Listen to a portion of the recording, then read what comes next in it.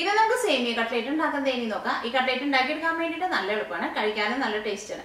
അപ്പോൾ നമുക്ക് നോക്കാം ഇതിലേക്ക് വേണ്ട സാധനങ്ങൾ എന്തൊക്കെയാണ്. ഞാനിതിലേക്ക് 100 ഗ്രാം സേമിയാണ് എടുത്തേക്കുന്നത്. ഞാൻ വറുക്കാത്ത സാധാരണ ടൈപ്പ് സേമിയാണ് എടുത്തേക്കുന്നത്. പിന്നെ പുഴുങ്ങിയെടുത്തേക്കുന്ന ഉരുളക്കിഴങ്ങ് വേണം. ഞാനിതിലേക്ക് ഒരു വലിയ ഉരുളക്കിഴങ്ങാണ് ചേർക്കുന്നത്. പിന്നെ ഒരു പിടി ഫ്രോസൺ പീസ് വേണം. പിന്നെ ഒരു മീഡിയം സവോള നല്ല പൊടിയായിട്ട് കട്ട് ചെയ്തത് വേണം. പിന്നെ പച്ചമുളക് നിങ്ങളുടെ എരിവിനനുസരിച്ചിട്ട് ചേർക്കാം. പിന്നെ ഒരു വലിയ കഷ്ണം ഇഞ്ചി ചതച്ചെടുത്തത്. ഇഞ്ചി ചതച്ചെടുത്ത് കഴിഞ്ഞിട്ട് ഇഞ്ചി അല്ലി പോലെ വിടർത്തിയിടണം, അല്ലെങ്കിൽ ഇഞ്ചി കട്ട്ലേറ്റിൽ എല്ലാം കൂടിയിട്ട് കട്ട പിടിച്ച പോലെ കിടക്കും. പിന്നെ മല്ലിയിലയും വേണം, ഗരം മസാലയും വേണം. പിന്നെ മല്ലിയില നല്ല പൊടിയായിട്ട് കട്ട് ചെയ്തതും വേണം. പിന്നെ ഇതിലേക്ക് ഞാൻ ഒരു പിടി കാഷ്നട്ടും ചേർക്കുന്നുണ്ട്. 2 ഈന്തപ്പഴം നല്ല പൊടിയായിട്ട് കട്ട് ചെയ്തതും ചേർക്കുന്നുണ്ട്. ഈന്തപ്പഴം ചേർത്തിട്ടുണ്ടെങ്കിൽ കട്ട്ലേറ്റിന് ചെറുതായിട്ടൊരു മധുരം ഉണ്ടാവും. പക്ഷെ ഈ കട്ട്ലേറ്റിന് ആ മധുരത്തിന്റെ ടേസ്റ്റ് ഈ കട്ട്ലേറ്റിന് ഒരു പ്രത്യേക ടേസ്റ്റ് കൊടുക്കും. അപ്പോൾ നിങ്ങളൊരു പ്രാവശ്യം ഇതേപോലെ ഈന്തപ്പഴം ചേർത്തിട്ട് ഉണ്ടാക്കി നോക്കാം. അത് കഴിഞ്ഞിട്ട് നിങ്ങൾക്ക് ആ ടേസ്റ്റ് ഇഷ്ടമാവണില്ലെങ്കിൽ പിന്നെ നെക്സ്റ്റ് ടൈം ഉണ്ടാക്കുമ്പോൾ നിങ്ങൾ ഈന്തപ്പഴം ചേർക്കണ്ട. ഈന്തപ്പഴം ചേർക്കുമ്പോൾ ഒരുപാട് ചേർക്കരുത്. ഞാനിതിലേക്ക് 2 ഈന്തപ്പഴം മാത്രമാണ് ചേർത്തേക്കുന്നത്. പിന്നെ കട്ട്ലേറ്റ് വറുത്തെടുക്കാൻ വേണ്ടിയിട്ട് മുട്ടയും വേണം, ബ്രെഡ് ക്രംസും വേണം. അപ്പോൾ നമുക്ക് നോക്കാം ഇതേന് കട്ട്ലേറ്റ് ആക്കാന്ന്. അതിന് വേണ്ടിയിട്ട് സേമിയ വേവിച്ചെടുക്കാനുള്ള വെള്ളം നന്നായിട്ട് തിളച്ചിട്ടുണ്ട്. ഈ സേമിയ വെന്ത് കഴിഞ്ഞ് കഴിയുമ്പോൾ ഇതിൽ നിന്ന് വെള്ളം ഊറ്റിക്കളയും. അപ്പോൾ അതുകൊണ്ട് വെള്ളത്തിന് കറക്റ്റായിട്ടൊരളവില്ല. കുറച്ച് വെള്ളം കൂടുതൽ ഒഴിച്ചിട്ട് വെള്ളം നന്നായിട്ട് തിളപ്പിക്കുക. ഈ വെള്ളത്തിലേക്ക് ആവശ്യത്തിന് ഉപ്പ് ചേർക്കാം. ഉപ്പ് ചേർത്ത് കഴിഞ്ഞിട്ട് വെള്ളത്തിൻ്റെ ടേസ്റ്റ് നോക്കാം. 100 ഗ്രാം സേമിയ ചേർക്കാം. ഞാനിവിടെ വറുക്കാത്ത സേമിയാണ് ചേർക്കുന്നത്. ഈ സേമിയ വെന്തിട്ട് സേമിയ നല്ല സോഫ്റ്റായിട്ട് വരണം. അപ്പോൾ സേമിയ വെന്തിട്ടുണ്ടോ എന്ന് അറിയാൻ വേണ്ടിയിട്ട് അത് ഒന്നല്ലെങ്കിൽ നിങ്ങൾ കൈ കൊണ്ടൊന്ന് അമർത്തി നോക്കുക. അപ്പോൾ അതിങ്ങനെ സോഫ്റ്റായിട്ട് വരണം. അല്ലെങ്കിൽ ഒരു ചെറിയ കഷ്ണം നിങ്ങൾ വായിലിട്ടിട്ടൊന്ന് കടിച്ച് നോക്കുക.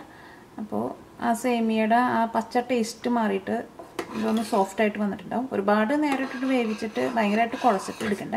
ഇനി ഇതിൽ നിന്ന് വെള്ളം ഊറ്റിക്കളയാം. നമ്മൾ ചോറിൽ നിന്നൊക്കെ വെള്ളം വാർത്ത് കളയുന്ന പോലെ ഞാനിതോടെ ഒരു അരിപ്പയിലേക്ക് ഇട്ടിട്ടാണ് വെള്ളം ഊറ്റിക്കളയുന്നത്. അപ്പോൾ സേമിയയിൽ നിന്ന് വെള്ളം ഊറ്റിക്കളഞ്ഞിട്ടുണ്ട്.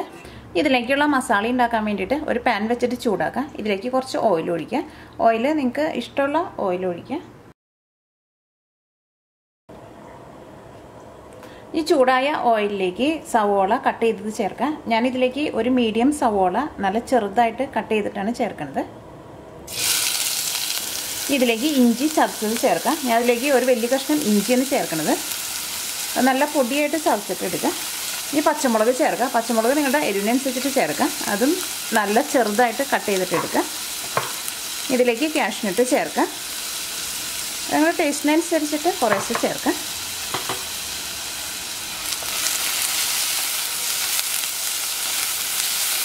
ഇതെല്ലാം കൂടിയിട്ടൊന്ന് വഴറ്റിയെടുക്കാം.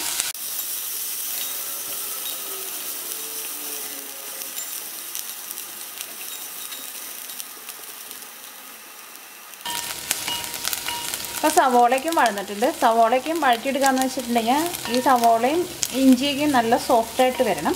ഈ സവോള മുരിഞ്ഞിട്ട് നല്ലൊരു ഗോൾഡൻ കളർ ആവേണ്ട ആവശ്യമില്ല. ഇതിലേക്ക് മഞ്ഞൾപ്പൊടി ചേർക്കാം. ഞാൻ അതിലേക്ക് ഒരു 3 നുള്ളു മഞ്ഞൾപ്പൊടിയാണ് ചേർക്കുന്നത്.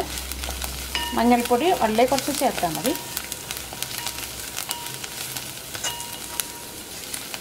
അപ്പോൾ മഞ്ഞൾപ്പൊടി ഇതിനകത്ത് കിടന്നിട്ട് നന്നായിട്ട് മുരിഞ്ഞിട്ടുണ്ട്.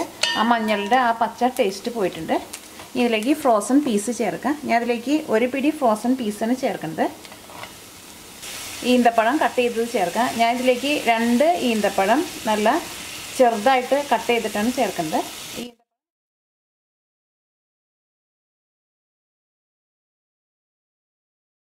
ഉരുളക്കിഴങ്ങ് പുഴുങ്ങിയത് ചേർക്കാം. ഞാൻ ഇതേപോലത്തെ ഒരു വലിയ ഉരുളക്കിഴങ്ങാണ് ചേർക്കുന്നത്.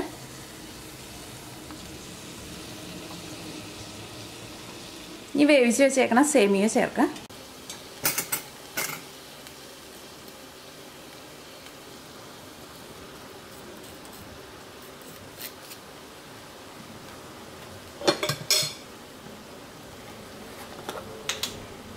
ഇതിലേക്ക് ഗരം മസാല ചേർക്കുക. ഗരം മസാലയ്ക്ക് നിങ്ങളുടെ ടേസ്റ്റിനനുസരിച്ചിട്ട് ചേർക്കുക. ആദ്യം കുറച്ച് ചേർക്കുക. അത് കഴിഞ്ഞിട്ട് എല്ലാം കൂടിയിട്ട് മിക്സ് ചെയ്ത് കഴിഞ്ഞിട്ട് പിന്നെ ടേസ്റ്റ് നോക്കുക. എന്നിട്ട് നിങ്ങളുടെ ടേസ്റ്റിനനുസരിച്ചിട്ട് ചേർക്കുക. അതിലേക്ക് ഒരു 1/2 ടേബിൾ സ്പൂണിൻ്റെ അടുത്ത് ഗരം മസാല ചേർത്തിട്ടുണ്ട്. ഇതെല്ലാം കൂടിയിട്ട് മിക്സ് ചെയ്യാം.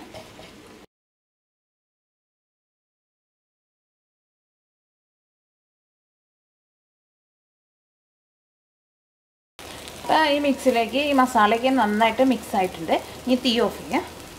ഇത് നന്നായിട്ട് ചൂടാറി കഴിഞ്ഞ് കഴിയുമ്പോൾ ഇത് കൈ കൊണ്ട് ഒന്നും കൂടി നന്നായിട്ടൊന്ന് കുഴച്ചിട്ട് എടുക്കണം. അപ്പോൾ മിക്സ് ചൂടാറിയിട്ടുണ്ട്. ഇനി ഇതിലേക്ക് കുറച്ച് മല്ലിയില ചേർക്കാം. മല്ലിയിലയും നല്ല ചെറുതായിട്ട് കട്ട് ചെയ്തിട്ട് ചേർക്കാം. ടേസ്റ്റ് നോക്കിയിട്ട് ഉപ്പ് വേണമെന്നുണ്ടെങ്കിൽ ഉപ്പും കൂടിയും ചേർക്കാം. സേമിയ നമ്മൾ വേവിച്ചെടുത്തപ്പോൾ ഉപ്പ് ചേർത്തിട്ടുണ്ടായിരുന്നു. അപ്പോൾ നിങ്ങളതെല്ലാം കൂടി ഒന്ന് മിക്സ് ചെയ്ത് കഴിഞ്ഞിട്ട് പിന്നെ ടേസ്റ്റ് നോക്കിയിട്ട് പിന്നെ ഉപ്പ് വേണമെന്നുണ്ടെങ്കിൽ ഉപ്പ് ചേർത്താൽ മതി. ഇതെല്ലാം കൂടിയിട്ട് കൈ കൊണ്ട് ഒന്നും കൂടി നന്നായിട്ടൊന്ന് മിക്സ് ചെയ്തിട്ടെടുക്കാം. അപ്പോൾ കട്ട്ലേറ്റിൻ്റെ മിക്സ് റെഡി ആയിട്ടുണ്ട്. ഞാൻ ഇതിലേക്ക് ചേർത്തേക്കണ പീസ് ഫ്രോസൺ പീസാണ് ചേർത്തേക്കുന്നത്. ഫ്രോസൺ പീസ് എന്ന് വെച്ചിട്ടുണ്ടെങ്കിൽ ഫ്രഷ് ആയിട്ടുള്ള പീസാണ്. കടയിൽ നിന്ന് നമുക്ക് ഇതേപോലെ ഫ്രഷ് ആയിട്ടുള്ള പീസും കിട്ടും. ഈ ഫ്രഷ് ആയിട്ടുള്ള പീസിനെ ഫ്രോസൺ പീസ് എന്ന് പറയും. ആ ഫ്രോസൺ പീസ് എന്ന് പറയുന്നത് എന്തുകൊണ്ടെന്ന് വെച്ചിട്ടുണ്ടെങ്കിൽ ഇത് ഫ്രഷ് ആയതുകൊണ്ട് ഇത് കടയിലേക്കും എപ്പോഴും ഫ്രീസറിലായിരിക്കും വയ്ക്കുക. പിന്നെ സാധാരണ നമ്മൾ വാങ്ങണ ഉണക്ക പീസും കിട്ടും. ഉണക്ക പീസ് നിങ്ങൾ ചേർക്കരുത്. ഇതേപോലെ ഫ്രഷ് ആയിട്ടുള്ള പീസ് ചേർക്കണം. ഞാനിതിൽ മുമ്പ് ഒരു വെജിറ്റബിൾ കട്ട്ലേറ്റ് ഉണ്ടാക്കിയപ്പോഴും അതിലും ഇതേപോലെ ഫ്രോസൺ പീസ് ചേർത്തിട്ടുണ്ടായിരുന്നു. അപ്പോൾ എൻ്റെ അടുത്ത് അന്ന് ആരോ ചോദിച്ചിട്ടുണ്ടായിരുന്നു, അവർ അതേപോലെ കട്ട്ലേറ്റ് ഉണ്ടാക്കിയപ്പോൾ അതിലേക്ക് ഉണക്ക പീസ് വേവിച്ചിട്ട് ചേർത്തു എന്ന് പറഞ്ഞു. പക്ഷേ അത് ചേർക്കരുത്. അത് ചേർത്തിട്ടുണ്ടെങ്കിൽ ആ കട്ട്ലേറ്റിൻ്റെ ടേസ്റ്റിന് ഭയങ്കര വ്യത്യാസം വരും. അപ്പോൾ ഇപ്പോൾ നിങ്ങൾക്ക് ഇതേപോലത്തെ ഫ്രോസൺ പീസ് കിട്ടാനില്ല എന്നുണ്ടെങ്കിൽ ഇത് ചേർത്തില്ലെങ്കിലും കുഴപ്പമില്ല. പിന്നെ എല്ലാ മിക്സും നന്നായിട്ട് ഇതേപോലെ മിക്സ് ചെയ്ത് കഴിഞ്ഞിട്ട് പിന്നെ ടേസ്റ്റ് നോക്കിയിട്ട് നിങ്ങൾക്ക് ഗരം മസാലയോ ഉപ്പോ വേണമെന്നുണ്ടെങ്കിൽ നിങ്ങളുടെ ടേസ്റ്റിനനുസരിച്ചിട്ട് ചേർക്കുക. ഇത് കട്ട്ലേറ്റിൻ്റെ ഷേപ്പ് ആക്കിയിട്ടെടുക്കുക. അതിന് വേണ്ടിയിട്ട് ഇതിൽ നിന്ന് ഓരോ ചെറിയ ഉരുളയാക്കിയിട്ടെടുക്കുക. നിങ്ങളുടെ കൈമ ഒട്ടി പിടിക്കുന്നുണ്ടെങ്കിൽ കൈമ കുറച്ച് ഓയിൽ തേച്ച് കൊടുക്കുക. അത് നിങ്ങൾക്ക് ഇഷ്ടമുള്ള ഷേപ്പിലെടുക്കുക. കയ്യിൽ വെച്ചിട്ട് ഇങ്ങനെ പരത്തി ഷേപ്പ് ആക്കുമ്പോൾ ചിലപ്പോൾ ഈ സൈഡൊക്കെ വിട്ടുപോകും. അപ്പോൾ അതിലും എളുപ്പം എങ്ങനെയാണെന്ന് വെച്ചിട്ടുണ്ടെങ്കിൽ ഇതേപോലെ ഇങ്ങനെ ബോളാക്കിയിട്ട് ഇതിങ്ങനെ ഇടത്തെ കൈയുടെ ഉള്ളിൽ വയ്ക്കാം. അത് കഴിഞ്ഞിട്ട് വലത്തെ കൈ ഇതേപോലെ മുകളിൽ വെച്ചിട്ട് ഇങ്ങനെ ജസ്റ്റ് ഒന്ന് പ്രസ് ചെയ്ത് കൊടുക്കുക. അപ്പോൾ അതിങ്ങനെ ഇതേപോലെ നല്ല കറക്റ്റ് ഷേപ്പിൽ ഈ സൈഡൊന്നും ഇങ്ങനെ വിട്ടു പോകാണ്ട് കിട്ടും. കട്ട്ലേറ്റ് എല്ലാവരും ഷേപ്പാക്കി എടുത്തിട്ടുണ്ട്. ഇനി കട്ട്ലേറ്റ് വറുത്തെടുക്കാൻ വേണ്ടിയിട്ട് ഈ കട്ട്ലേറ്റ് ഏറ്റവും ആദ്യം മുട്ടയിൽ ഇതിങ്ങനെ ഡിപ്പ് ചെയ്യുക. നിങ്ങളെപ്പോൾ കട്ട്ലേറ്റ് ഉണ്ടാക്കുമ്പോഴായിരുന്നാലും മുട്ടയിൽ ഡിപ്പ് ചെയ്ത് കഴിഞ്ഞിട്ടുണ്ടെങ്കിൽ അതപ്പോൾ തന്നെ ബ്രെഡ് ക്രംസിൽ ഇട്ടിട്ട് ഇതേപോലെ റോൾ ചെയ്തിട്ട് എടുക്കണം.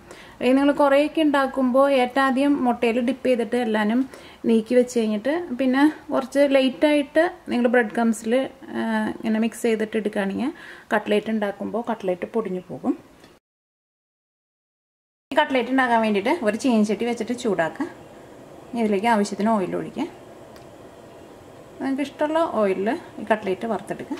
അപ്പോൾ കട്ട്ലേറ്റ് വറുത്തെടുക്കാനുള്ള ഓയിൽ നന്നായിട്ട് ചൂടായിട്ടുണ്ട്. ഓയിൽ നന്നായിട്ട് ചൂടായി കഴിഞ്ഞിട്ട് വേണം ഇതിലേക്ക് കട്ട്ലേറ്റ് ചേർക്കാൻ വേണ്ടിയിട്ട്. അത് നിങ്ങൾ എന്ത് സാധനം വറുത്തെടുക്കുമ്പോഴും എപ്പോഴും ശ്രദ്ധിക്കണം, ഓയിൽ നന്നായിട്ട് ചൂടായിട്ടിരിക്കണം.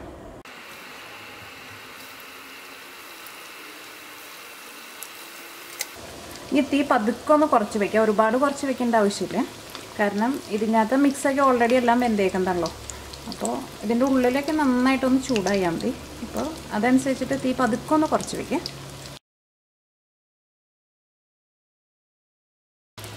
അപ്പോൾ കട്ട്ലേറ്റ് രണ്ട് സൈഡും നന്നായിട്ട് മുരിഞ്ഞിട്ടുണ്ട്. മുരിഞ്ഞ് നല്ലൊരു ഗോൾഡൻ കളറായിട്ടുണ്ട്. ഇനി ഇത് ഓയിലിനകത്ത് മാറ്റാം. ഈ കട്ട്ലേറ്റൊക്കെ നമ്മൾ ഇതേപോലെ വറുത്തെടുക്കുമ്പോൾ ഈ കട്ട്ലേറ്റ് ഒട്ടും ഓയിൽ കുടിക്കില്ല. എന്ത് സാധനം നമ്മൾ വറുത്തെടുക്കുമ്പോഴും ഓയിൽ കുടിക്കുന്നുണ്ടെങ്കിൽ ആ മിക്സിൽ വെള്ളം കൂടിയിട്ടുണ്ടെങ്കിലായിരിക്കും ഉണ്ടാക്കിയെടുക്കുന്ന സാധനത്തിൽ ഓയിൽ നന്നായിട്ട് കുടിക്കുക.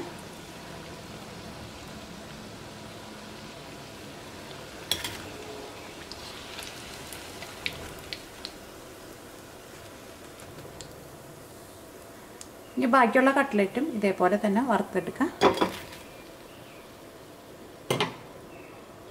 ഇനി അടുത്ത ട്രിപ്പ് വറുത്തെടുക്കാം.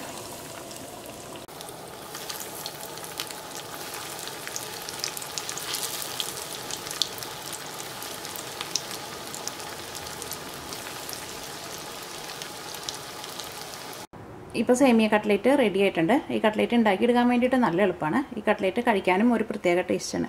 ഇതിലേക്ക് നമ്മൾ ഈന്തപ്പഴം ചേർത്തേക്കണേനും ഈ കട്ട്ലേറ്റിന് ചെറുതായിട്ടൊരു മധുരം ഉണ്ടാവും. പക്ഷേ അതൊരു പ്രത്യേക ഒരു ടേസ്റ്റാണ്. അപ്പോൾ നിങ്ങളെല്ലാവരും ട്രൈ ചെയ്ത് നോക്കുക. നിങ്ങൾക്ക് എല്ലാവർക്കും നല്ല ഇഷ്ടമാവും.